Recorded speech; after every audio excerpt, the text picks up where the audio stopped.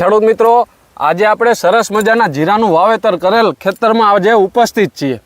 આ જીરું જોતા જ આપણને ગમી જાય એવું તો આ જીરું છે। ફરતી કોઈ તમે ગમે ત્યાં જીરું જોવો, એમાં જીરામાં કાંઈ ઘટતું નથી, એક સરખું જીરું છે। છોડ પણ ખૂબ જ સારો છે। તો આપણે આ આટલું બધું સારું જીરું છે, આપણે ખેડૂત પાસેથી જાણીએ કે આ વેરાયટી કઈ છે અને એમાં એણે શું આમાં અલગ લાગ્યું છે, કે આમાં શું એમાં જીરાની આમાં શું ખાસિયત છે, એ આપણે આજે ખેડૂત પાસેથી જાણીએ। સૌ પ્રથમ તો આપનું પહેલું નામ જણાવો। આંબલિયા હેમત દેવરકી। આંબલિયા હેમતભાઈ, તમારું ગામ? ગામ વિંજલપર, તાલુકો ખંભાળિયા।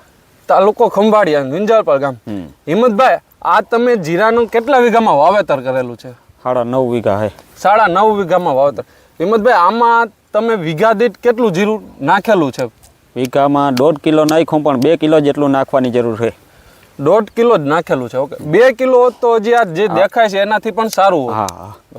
હવે આમાં આપણે જોઈએ તો કે તમને આ વેરાયટી કેવી લાગી? વેરાયટી સારી છે, દાણા ફૂટું અને વોલમાં સારું છે।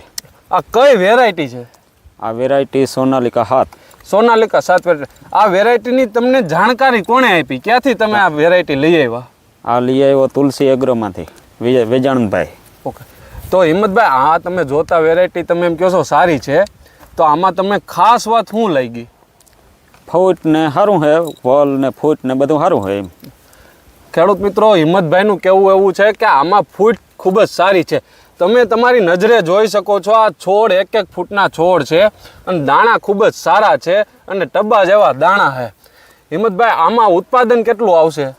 ઉત્પાદન 7-8 મણ જેવું નીકળવું જોઈએ। ઓકે હિંમતભાઈ, તમારું શું કહેવું છે? આવતા વર્ષે જો કોઈ બીજા ખેડૂતોને વેરાયટી વાવી હોય આ સોનાલિકા 7, તો વાવી શકાય કે શું? વાવવા જેવી જાય છે, હારામાં હારી છે, ફૂટું ને હાર્યું છે। બરોબર। તો ખેડૂત મિત્રો, સોનાલિકા 7 વેરાયટી ખૂબ જ સારી છે, એના દાણા પણ ખૂબ જ સારી છે, રોગ પ્રતિકારક શક્તિ પણ ખૂબ જ સારી છે અને આવતા વર્ષે આ જીરાનું વાવેતર કરવું હોય તો બેસ્ટ વેરાયટીની પસંદગી કરજો। અસ્તુ, જય હિન્દ, જય ભારત।